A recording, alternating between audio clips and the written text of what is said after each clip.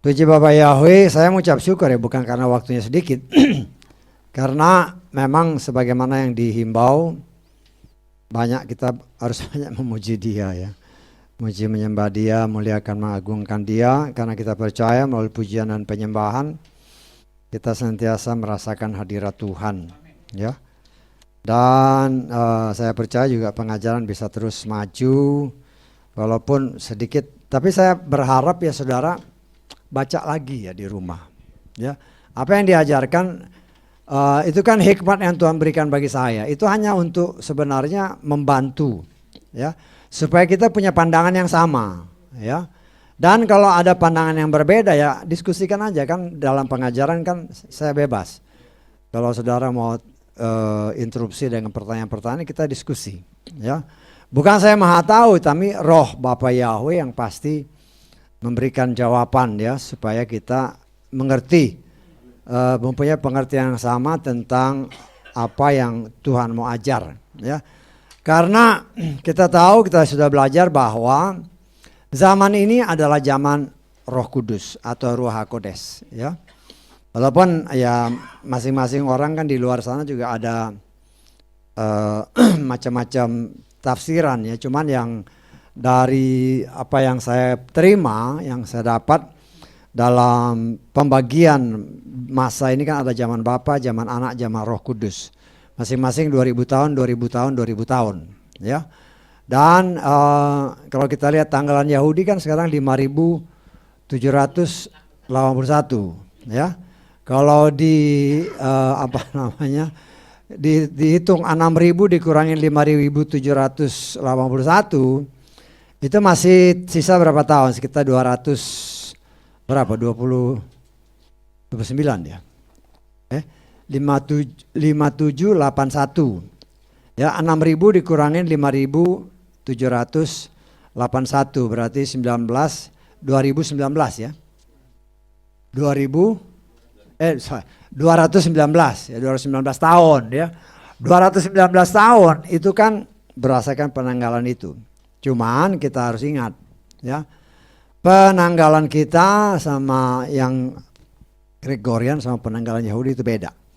Dan juga kita melihat berdasarkan hikmat yang Tuhan berikan tentang kedatangannya, berdasarkan apa yang Yeshua katakan ya dalam Matius 24. Matius 24 saudara baca ya, pelajari. Walaupun saya sudah berikan apa yang saya tahu yang dari Ruach HaKodes sendiri, karena terus terang pengajaran tentang kedatangan Tuhan itu baru Tuhan buka mulai tahun kemarin ya. Ya bagaimana caranya ya, karena saya cari lagi kan apa yang saya pernah direkam ini dari mana sih, sejak kapan itu dibuka, itu belum ketemu saya sendiri ya. Jadi dari pengajaran kan ada yang sudah direkam sejak pandemi ini kan kita rekam. Saya cari-cari yang sejak kapan sih ini dibuka. Saya sendiri udah lupa ya kapan itu dibukanya. Nah, tapi saya percaya bahwa waktunya itu memang sudah di ambang pintu. Sudah sangat dekat ya. Jadi jangan sampai kita terlambat ya. Karena hamasia palsu kan ingat ya, hamasia palsu itu bukan datang dari luar tapi dari dalam. Artinya mereka ini bisa saja pelayan-pelayan Tuhan yang mungkin dipakai dengan luar biasa ya. Tetapi kita juga harus sangat berhati-hati. Saya tidak pernah melarang saudara dengar khotbah atau pengajaran, tapi kalau dia sudah keluar dari 66 kitab, hati-hati. Karena dasar iman kita ini bukan diungkapkan sembarang ya, dalam kitab Wahyu pasal 1, gereja dilambangkan dengan kaki Dian. Ya, kita bukan sinagog ya, kita gereja. Kita lihat aja dalam Wahyu pasal 1 ya, ayat berapa itu, 19 kali ya. Wahyu pasal 1 ayat ke-20 aja lah. Rahasia ketujuh bintang yang telah engkau lihat pada tanganku dan ketujuh kaki pelita emas itu. Ketujuh bintang itu adalah malaikat ketujuh jemaat, ketujuh gereja. Ketujuh kaki pelita yang telah engkau lihat adalah ketujuh gereja. Ingat ya, gereja di sini Efesus sampai ke zaman Laodikia tidak ada satupun gereja yang ada di Israel. Bisa ditangkap ya. Artinya saya menafsirkan ini memang buat jemaat di luar Israel. Karena itu jangan heran apabila saya katakan gereja itu dibangun atas dasar ya kaki Dian ini itu terdiri dari 66 bagian daripada bunga badam. Nanti saudara lihat di kitab Keluaran saudara baca itu pelita, kaki pelita. Nah itu terdiri dari 66 bagian. Ya, nah, bukan secara kebetulan apabila gereja ya, bukan sinagog. Karena itu kalau kita bicara sinagog bangsa Israel, dia lebih banyak tergantung kepada Torah dan kitab para nabi, ya Tanakh itu, dan juga tulisan-tulisan daripada rabi. Jadi kita agak beda, ya kitabnya agak beda. Ya, terlebih sekarang sampai sekarang masih banyak orang-orang Yahudi yang masih belum menerima Yeshua sebagai Tuhan dan Juru Selamat. Nah, salah satu syarat untuk mereka menerima Ruach HaKodes sebagaimana Wahyu pasal 7, mereka harus percaya Yeshua. Ya, mereka harus percaya Yeshua. Dan sampai saat ini yang percaya Yeshua kan belum banyak. Nah, itu yang dikatakan grup mesianik ya. Mereka percaya Yeshua, ya. Tapi ya itulah cara Tuhan. Ya. Selama kita juga harus lebih berhati-hati dengan pengajaran-pengajaran yang enggak benar. Ya. Gak usah jauh-jauh lah di Indonesia aja. Di Indonesia kan juga banyak pengajar-pengajar yang kalau saudara perhatikan baik-baik itu melenceng dari firman. Bahkan mereka banyak juga yang menentang nama Bapa Yahweh. Ya, banyak sekali. Ya mungkin kalau kita lihat kan banyak gereja-gereja yang sampai sekarang belum menerima Yahweh sebagai Tuhan dan Juru Selamat di dalam Adonai Yeshua Mesia. Tapi kalau nyanyi kan haleluya, haleluya. Mereka itu rata-rata bukan orang yang tidak berpendidikan ya. Mereka tamatan sekolah teologi yang benar. Kenapa saya katakan tamat sekolah teologi yang benar? Karena ada sekolah-sekolah yang katanya sekolah teologi ya, sekolahnya cuma 3 bulan. Udah dapat STH. Dan saya bukan ngomong bohong ya. Karena saya pernah diminta dulu di satu daerah di Jawa Tengah. Ada lulusan-lulusan katanya tamat sekolah teologi. Jadi mereka mau acara penutupan itu, kita diminta khotbah kan, ya. Setelah saya selidiki, ternyata sekolahnya nggak sampai 3 bulan, bisa dapat STH, terus pakai toga, pakai dengan segala kelengkapannya. Nah kita harus hati-hati ya, karena banyak orang mengira hanya dengan cara begitu sudah wah gitu. Ya, karena banyak di daerah-daerah kalau sudah lihat ya, maaf kata ya, ada orang yang kalau udah pakai gitu, wah fotonya dipajang, ruang tamu masuk udah dipajang gitu, ya. Tapi setelah saudara ngobrol, kelihatan, ya bukan kita mau menghina, kita bisa lihat kan, seberapa dalam pengetahuan mereka, ya, tentang apalagi tentang nama Yahweh, ya. Tetapi bukan saja orang yang seperti itu yang sekolahnya cuma beberapa bulan, tapi yang sekolahnya beberapa tahun pun ya menolak juga, menolak. Ya. Nah saya juga nggak tahu nanti mereka mau masuk surga yang mana. Yang terang nggak bisa masuk surga yang Wahyu 19 ya, karena di Wahyu 19 itu yang dipuja Yahweh, bukan Tuhan yang lain. Ya. Nah saudara bisa bayangkan kalau mereka seperti itu, bagaimana jemaatnya. Ya. Tapi saya mengucap syukur dengan adanya umpamanya siaran-siaran seperti ini, bukan saja dari sini, dari tempat-tempat lain kan banyak. Pengajaran-pengajaran yang luar biasa dinyatakan, banyak jemaat yang juga mendengar, akhirnya mereka ya mencari makanan yang murni ya dengan caranya. Karena kita percaya bahwa masih banyak umat pilihan Tuhan yang masih terkungkung terjerat dengan gereja, ya adat istiadat dan segala macamnya. Nah, tapi saya percaya kalau mereka adalah umat pilihan Tuhan, Tuhan punya cara untuk menarik mereka keluar. Nah, salah satu caranya juga melalui kita semua, ya, melalui kita semua, ya. Sehingga walaupun kita ada di ruang begini, ya, dengan acara seperti ini kita bisa siarkan kemana-mana. Ya, saudara berdoa supaya berkembang. Jangan jemaat semua begini. Bukan, masih banyak di luar sana. Jadi berdoa supaya, ya artinya jangan menganggap hanya di ruangan sini ya.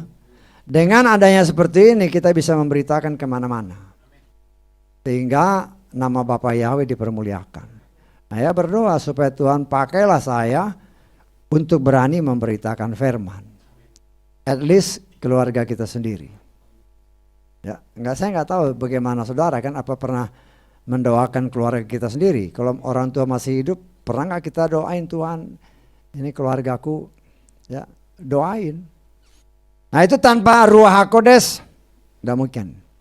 Ya, tetapi dengan kuasa daripada Roh Kudus, segala sesuatu tidak ada yang mustahil di hadapan Bapa Yahweh. Nah, kita melihat, kita sudah belajar tentang dalam 1 Samuel 24 ini, ya, kepekaan daripada Daud, ya, kepekaan dari Daud. 1 Samuel 24 ini nanti saudara baca semua ya.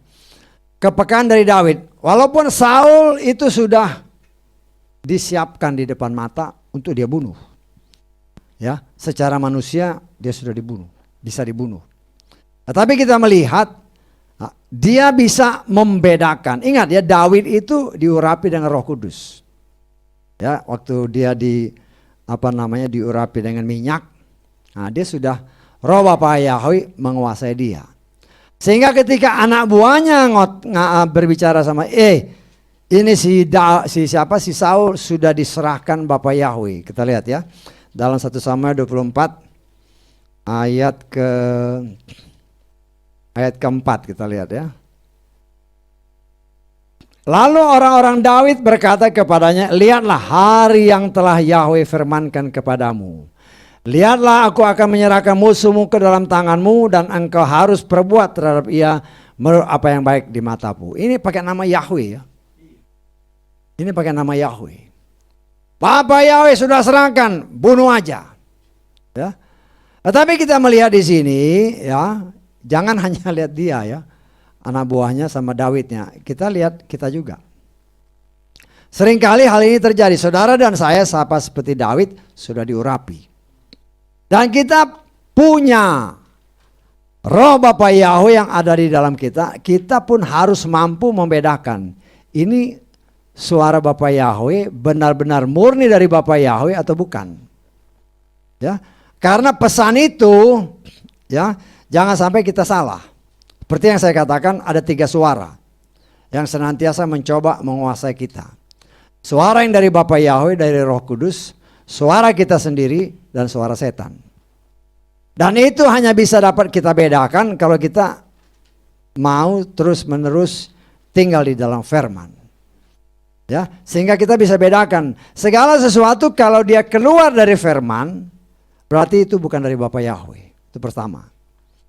Ya, artinya itu bisa suara setan atau suara kita sendiri. Nah, kita harus bisa bedakan. Tapi saya hanya bisa menasehati, kalau itu bukan suara Tuhan, tinggalkan. Just lupakan. Gak usah diabaikan. Ya. Karena kalau dari daging kita ataupun apalagi dari setan, itu bisa membawa kita kepada jalan yang salah. Ya. Karena dosa adalah pelanggaran terhadap Torah, terhadap firman Tuhan. Ya. Dan di sini kita melihat seringkali kan ada orang, ya, kalau kita, cepat sekali waktunya ya. Saya kasih satu ayat aja nih. 1 Raja-Raja pasal 13 kita lihat. Artinya untuk kita bisa membedakan ya. Karena yang namanya nabi itu juga bisa bohong. Ya. Nabi pun bisa bohong. Dia bisa pakai nama Yahweh tapi dia berbohong. Di dalam 1 Raja-Raja 13 kita baca dulu. Kita baca mulai ayat 7. Kemudian raja berkata kepada abdi Elohim, marilah ke rumah bersamaku dan segarkanlah dirimu, sesudah itu aku hendak memberikan suatu hadiah kepadamu. Ayat 8 kita lihat ya. Abdi Elohim, nanti saudara baca ya, abdi Elohim ini siapa? Ia berkata kepada raja, sekalipun engkau memberikan setengah dari istanamu kepadaku, aku tidak mau singgah kepadamu atau makan roti atau minum air di tempat ini. Ayat 9. Sebab beginilah Yahweh memerintahkan kepadaku dengan firman Yahweh yang mengatakan, janganlah engkau makan roti atau minum air dan jangan kembali ke jalan yang telah engkau lalui. Itu perintah Tuhan ya. Tuhan berbicara, jangan. Nah, masalahnya ini ada nabi yang nipu. Nabi loh. Nabi. Ya, kita harus hati-hati ya. Kita baca di ayat 17 lah kita baca. Nanti saudara baca semua. Firman datang kepadaku dengan perkataan Yahweh. Ini yang nabi tua ya. Ke si abdi Elohim. Janganlah engkau makan roti atau minum air di sana. Janganlah engkau balik kembali untuk berjalan di jalan yang telah engkau jalani. Artinya ada komunikasi antara dia dengan nabi tua. Terus dia jawab begini, nabi yang muda ini. Terus nabi yang tua bilang begini. Ayat 18. Dia berkata kepada aku pun seorang nabi. Ya. Seperti engkau atas perintah Yahweh. Seorang malaikat telah berkata kepadaku dengan mengatakan, bawalah dia kembali bersamamu ke rumahmu supaya dia makan roti dan minum air. Ia telah berbohong. Ini nabi. Artinya yang saya mau sampaikan adalah, kalau bisa aja kan kita diperintahkan Tuhan. Begini. Kemudian ada orang lain yang mengatakan saya juga nabi. Jangan kau ikuti. Bisa ditangkap. Kalau kita dapat hikmat dari Tuhan, dari Bapa Yahweh, dari Roh Kudus, ya, Tuhan bilang begini, ya lakukan ini. Mungkin ada nasihat dari luar. Mungkin dia seorang pelayan Tuhan yang luar biasa, bahkan menamakan diri seorang nabi. Mungkin dia mengatakan sebaliknya, jangan kau ikuti. Kalau Tuhan sudah berbicara dan dia mau merubah, dia akan ngomong langsung. Bisa ditangkap? Ya. Jadi kalau itu bukan dari Tuhan langsung, jangan sekali-kali dengarkan. Karena kalau Tuhan sudah bicara A, ada nabi lain ngomong B, jangan kau ikut B. Walaupun dia nabi besar sekalipun. Artinya kita hanya bisa ikut kalau itu dari Bapa Yahweh, dia yang akan ngomong langsung sama kita. Bukan dari orang lain. Itu prinsip. Ya. Karena Tuhan tidak mungkin merubah apa yang dia firmankan kepada seseorang. Ingat dia kategorinya kan nabi kan. Nabi itu ya ngomong sama Bapa Yahweh langsung. Artinya kalau ada sesuatu yang berbeda dari firman Bapa Yahweh, walaupun itu disampaikan oleh nabi yang lebih senior, ini lebih senior ya, jangan kau dengar. Ini untuk menjaga kepekaan kita. Walaupun orang mengatakan, oh ini hebat nih, pelayan Tuhan, mujizat segala macam, jangan kau dengar. Ya bisa aja kan banyak sekarang, oh ini hebat, segala macam, jangan dengar. Kalau kita sudah dengar dari Tuhan, ada firman, bisa aja kita berdoa, kita minta petunjuk, Tuhan bilang buka ayat ini. Ada petunjuk di sana, nah, itu yang diikuti. Walaupun dari orang yang jauh lebih senior yang mungkin dipakai luar biasa, kalau dia bertentangan dengan apa yang Tuhan firmankan, jangan diikuti. Ikuti apa yang Tuhan katakan. Jangan dengar orang lain. Nah di situ ingat, kita sedang diuji ya. Karena dalam masa-masa akhir ini kita pun sebagai orang pilihan Tuhan, saudara dan saya sedang diuji. Dan kita hanya bisa tetap tinggal di dalam firman kalau kita mau menyelidiki firman. Kalau enggak bisa ketipu. Karena banyak sekarang kan macam-macam aliran sih. Macam-macam aliran. Ya, Nah, kita kalau tidak hati-hati, kita akan terjebak. Ya, ya, tidak mustahil juga dari orang-orang ya penyembah Yahweh juga kan macam-macam. Nah, kita harus sangat hati-hati. Ya. Nah, saya harus ya, sebagai gembala saya harus kasih tahu apa yang tidak boleh, apa yang boleh. Nah, sekarang banyak ada seorang pelayan Tuhan pernah datang kemari kan, dia cerita. Dia penyembah Yahweh. Pak, ini ada gembala di sana katanya. Apa? Ini kok dia bukanya dari kitab Henokh ya. Aduh, saya bilang.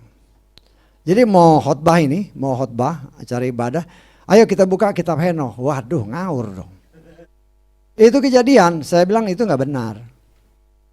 Dia harus buka dari kitab suci yang ada, yang kanon yang kita akui.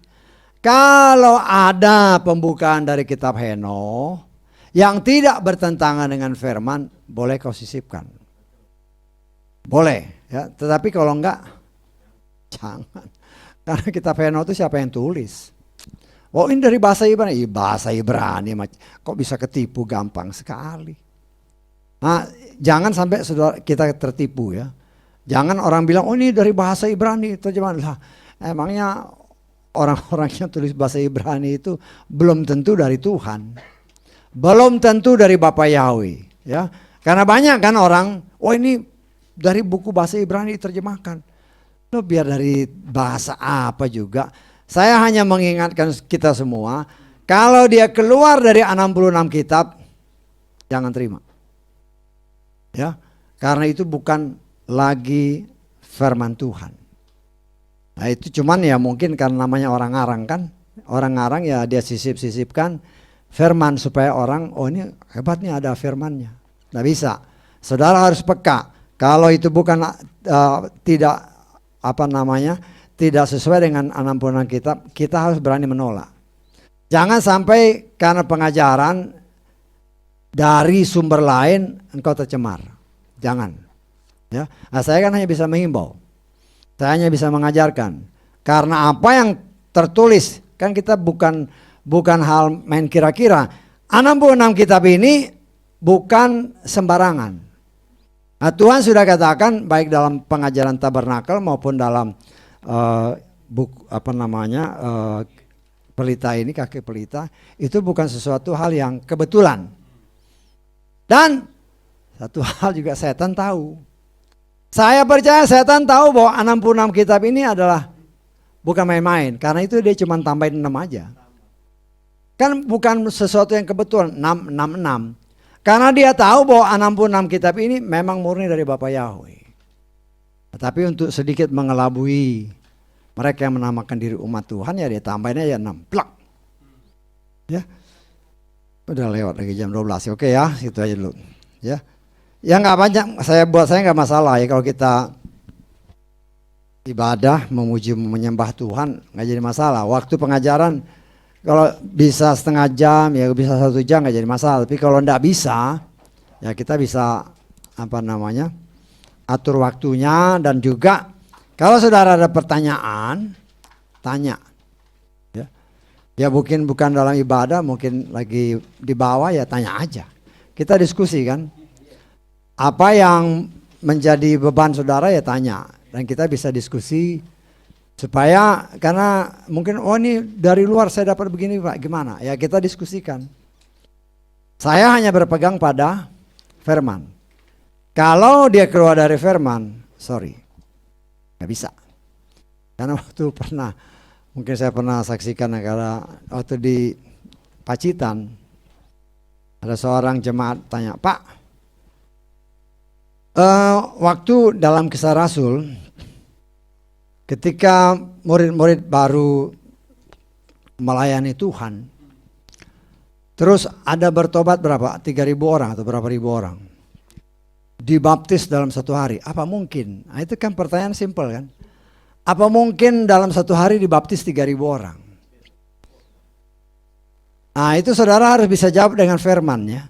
Jangan jawab dengan pikiranmu. Tetapi puji Bapa Yahweh ada ayatnya.